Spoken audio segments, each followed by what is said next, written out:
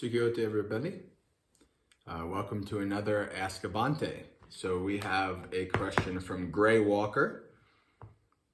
And the question goes, is it important to believe in Devas in order to attain enlightenment? I have no doubt in the Buddha, Dhamma, or sangha, but it took decades to discover Theravada specifically. For those who already have strong saddhā, I get that. Recollecting the Devas can really work for them, and possibly more quickly than relying predominantly on wisdom. I think I was also confusing saddhā with the Western idea of faith that I was exposed to as a twice-a-year Catholic. I have a soft spot for others like me who came from an atheist and skeptical background who could benefit from further clarification. All right, so one important thing to understand is it's a very kind of Western thing to minimize saddhā just to confidence.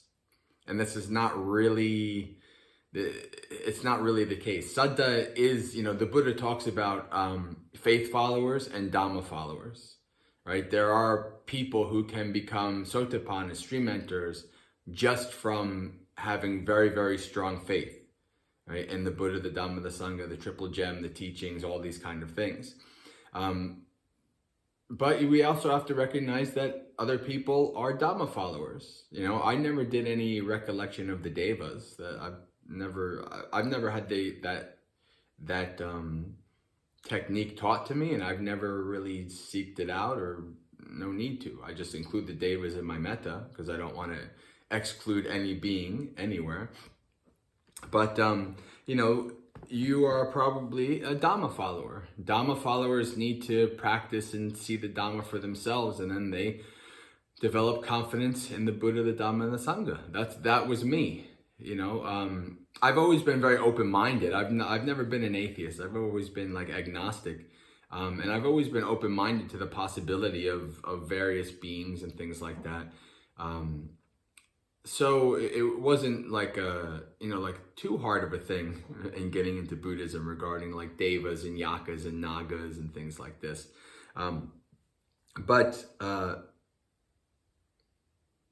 It's one thing that, so let me go to belief in the beings.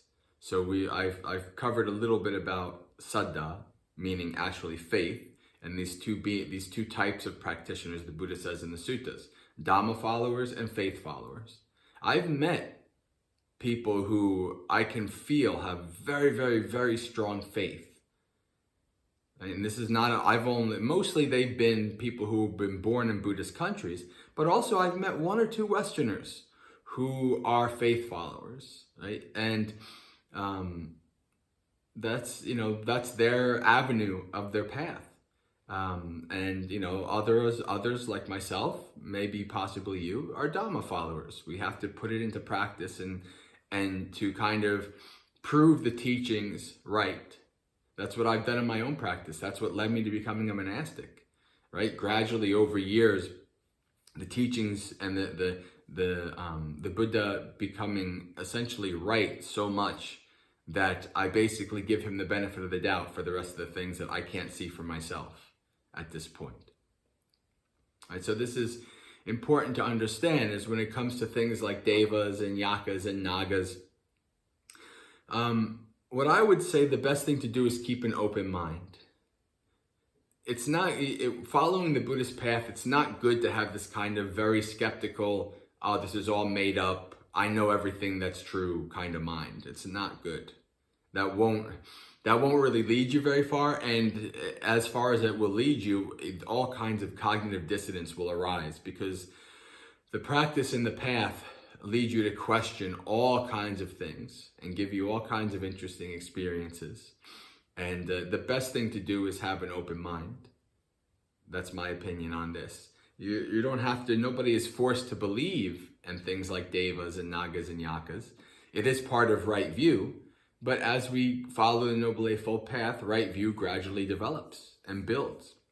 So, what I would say is keep an open mind and don't worry too much. Other than when I practice metta, I don't think about Devas and Nagas and Yakas in my daily life, like going through the practice. Like, I'm not practicing Satipatthana and thinking, oh, Devas, Nagas, and Yakas, you know.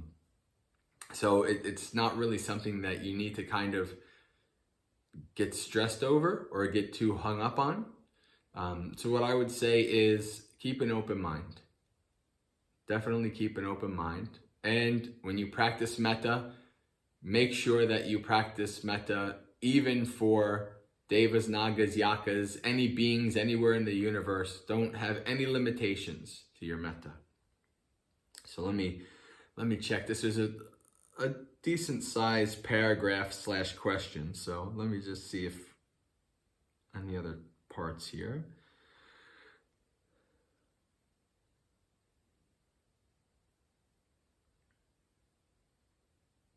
Is it important to believe in Devas in order to attain enlightenment? I mean, it'll be part of right view, right? So probably before the time you become awakened, yeah, you'll understand the different beings, but don't worry about it until it'll naturally arise in the practice.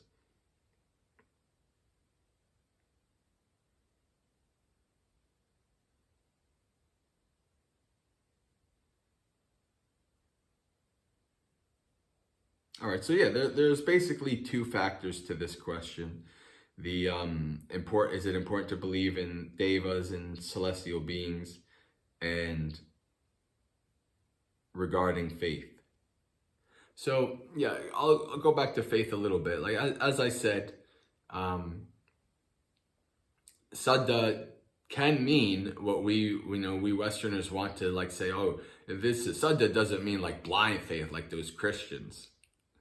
Yes, it can. I mean, it can also mean confidence, but really it can also mean faith. So when we come to Buddhism, we shouldn't downplay that, because that's something that's very, very, very important in the Buddhist world, right? And this is so, it's something that we, coming from our perspective, especially if we're atheists or we've left a previous religion or whatever, we don't want to hear about those kind of things. But we should understand that it is part of the path, right? That might not be part of your inclination. That might not be part of your tendency, but it definitely can be for others. So what I would say is, maybe you're a Dhamma follower, just follow the Noble Eightfold Path.